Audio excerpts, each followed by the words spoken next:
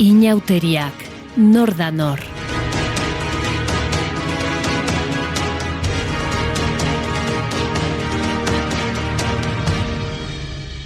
Joaldunak.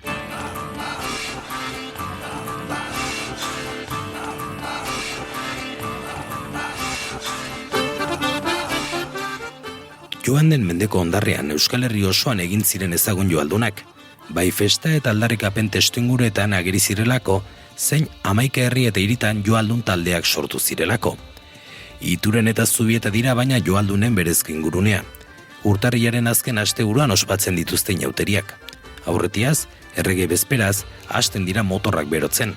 Nafarroako herri zenbaitetan ohikoak ziren zintzarrotxak errege bezpere juntzian ere, negu minean natural ozorrotik esnatu nahian bezala. Malerrekako bi herrien arteko bisitak markatzen du inautea. Astelenez, Iturenek egiten diarrera Zubietarrei, eta biharamunean Iturendarrek Zubietako plazara jotzen dute. Haien atzetik doaz gazteek muntatutako karroza ikusgarri eta irudimentsuak, landeremuko osagai garaikidez lagunduta, dela motozerra zen bestelako tramankulu. Joaldunen figura estilizatu eta hots erritmikoaren ondoan, mozorro mutu andanak hartzen du plaza. Anabasa zaratatxu eta zarpaiak inautez gozatzera hurbildutako zientoka ikusleak asalatuz. Joaldun lerroen artean, hartza. Kanpotik antzekoak badirudite, nabardura ageriko zein sotilagoek bereizten dituzte Zubietakoak eta Iturengoak, zein Aurtitz auzokoak ere. Joareak desberdin jotzen dituzte, pausoan nola eman eta janzkeran ageri dira desberdintasunak. Guztiek daramate txuntxurroa buru gainean koloredun xingolez eta goialdean oiar lumez apaindua.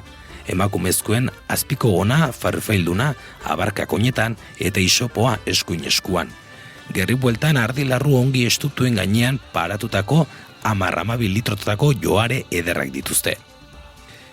Iturendarrek, Aurtiztarrek barne, bizkarra ardilarruz estaltzen dute, Zubietarrek ez bezala. Plazako jarduna ezagunena bada ere, joaldunek etxez etxeko puska biltzean parte hartzen dute. Inauteak egiten dituztenen otorduetan gozagarri izango diren arrauntza eta bestelako jakiak bilduz. 1980ko hamarkadan hasi ziren emakumezkoak joareak baratzen Ituren eta Zubietan. Egun, gazte talde handia dago, neska zein mutil, joaldunek sortzen duten magiari segida emateko prest.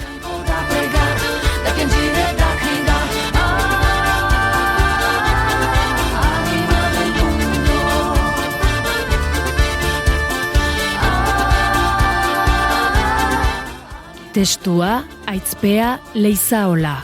Ilustrazioak Amaia Kajer.